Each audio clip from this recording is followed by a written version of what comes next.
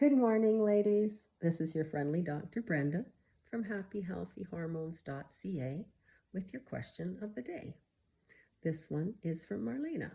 She asks, how do I make that elderberry tincture again?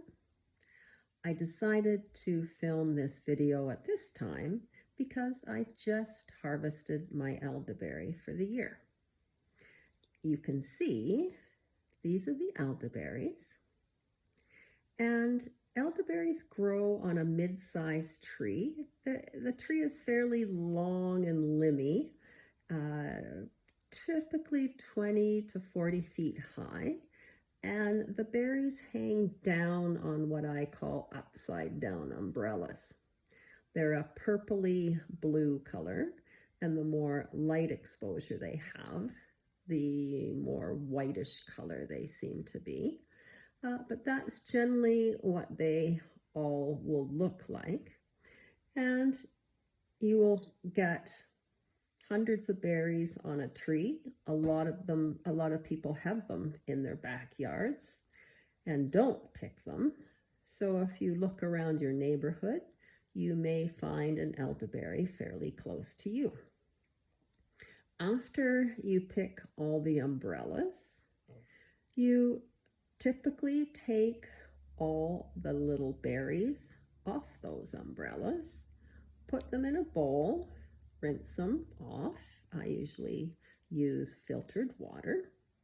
And then you pack a sealer jar, like this, for instance, full of elderberries. And then you use any type of fairly strong alcohol. The higher alcohol content, the more ability it has to pull out the active constituents out of the plants. I use an overproof vodka, but you can use rum, you can use tequila, it really doesn't matter. You can just pack the jar full with elderberry, pour the alcohol on top, and make sure you have about an inch or so of alcohol at the top. Put your sealer lid on. Obviously, it's not going to seal because you're not putting it through pressure or anything. And put it on a saucer.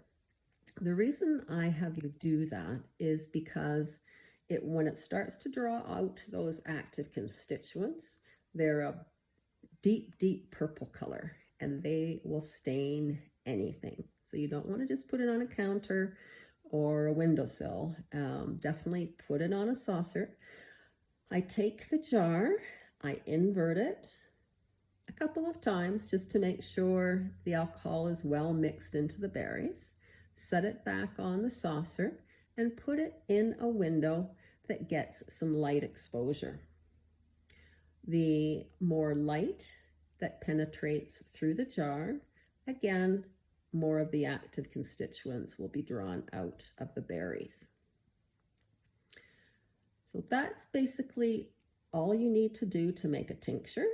You can just sit it in that windowsill, usually for about a month, up to 2 months, doesn't really matter. As long as it's not fermenting, that's the one thing you want to check. If it starts bubbling, then typically you haven't put enough alcohol in it. But otherwise, you just let it sit.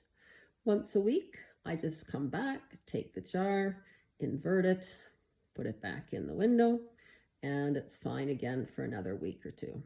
So it takes usually about 2 months. I always harvest the elderberries after the first or second frost of the season. So where we live, that's right now, which is the second week of October, right around Thanksgiving.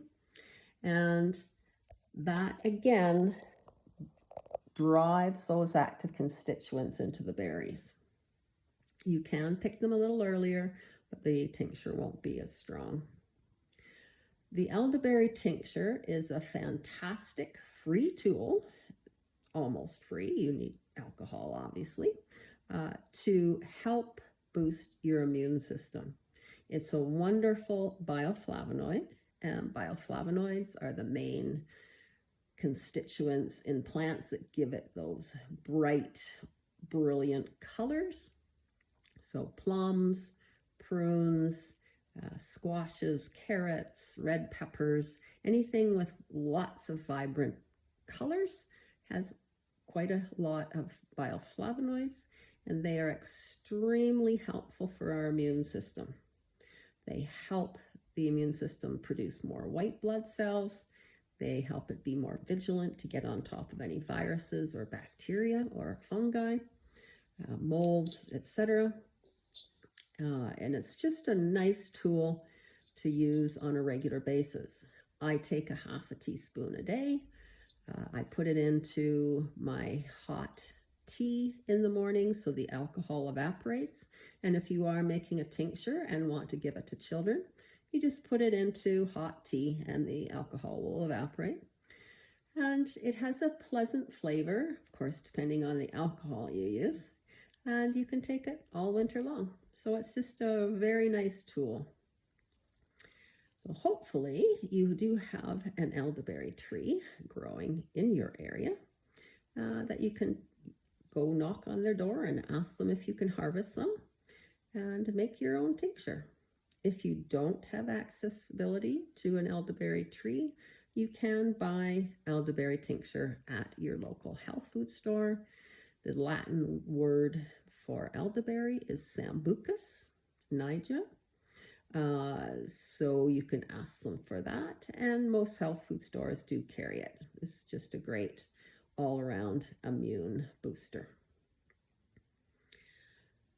As Mel Robbins says, each morning we have a chance to change our lives. We choose where we put our time, energy, attention, and money. And I truly believe with my heart and my mind that by sharing with you the tools and strategies I found to be the most effective, you will make better, well-informed decisions to be happier and healthier, with a greater sense of control over your hormones and a stronger sense of well-being. All the videos are from questions I got from my either website or from my Gmail account. So if you'd like to ask a question, you can write to me at drbrendaHormones@gmail.com. If you would like more information on the tools and strategies that I have found to be the most effective, you can go to my website at happyhealthyhormones.ca and order my book there.